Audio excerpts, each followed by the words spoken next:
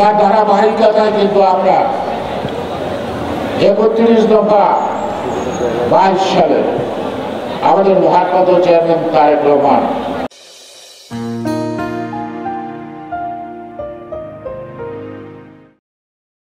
ঘোষণা করলেন ৩১ দফা সংস্কার প্রস্তাব। সেই সংস্কার প্রস্তাবে তখন আওয়ামী বিরোধী যারা যত রাজনৈতিক দল আছে প্রায় ৬২টি দল একমত পোষণ করলো, জামাত ইসলাম সহ সবাই। তারা তো আমরা একটা ঐক্যবদ্ধ সংস্কার প্রস্তাবের মাধ্যমে ফেসিবাদকে আমরা এখান থেকে তাড়াইছি। ফেসিবাদ চলে যাওয়ার পরে নির্বাচন নিয়ে এত কথা হচ্ছে কেন? আমি বিশ্বাস করি সরকার নির্বাচন দিতে চায় যথাসময়ে। আমি বিশ্বাস করি নির্বাচন কমিশন নির্বাচন দিতে চায় যথাসময়ে। তাদের আন্তরিকতা নিয়ে প্রশ্ন নাই, কিন্তু তাদের আন্তরিকতা যথেষ্ট না। পরশুদিন বিপিনুরের উপর যে ঘটনা ঘটছে, আজকে আদালত কর্তৃক ডাকসু নির্বাচন স্থগিত করা, আমাদের মনে হয় আমরা আরেকটি যুদ্ধের সম্মুখীন হচ্ছি।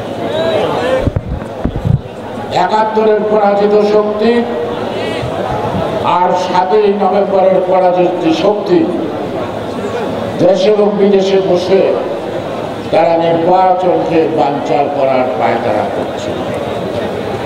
সুতরাং কে প্রার্থী হবেন কে হবেন না, কে কত ফেস্টুন বানালেন কে বানালেন না, কে কত লোক নিয়ে আসেন কার কার নামে স্লোগান দেওয়ার জন্য, এটা কিন্তু যথেষ্ট না। বিএনপি এই বয়স ৪৭, বিএনপি ক্ষমতায় ছিল জিয়াউর রহমান সহ খালেদা জিয়া মাত্র ১৯ বছর, বাকি সময়টা কিন্তু বিরোধী দল ছিল। সুতরাং বিরোধী দলে থাকার অভিজ্ঞতা বিএনপির অনেক।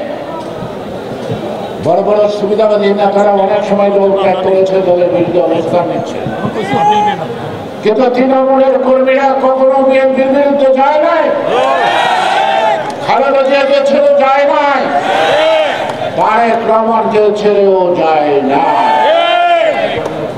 তাহলে বিএনপি হলো তৃণমূলের দল, বিএনপি হলো জনগণের দল।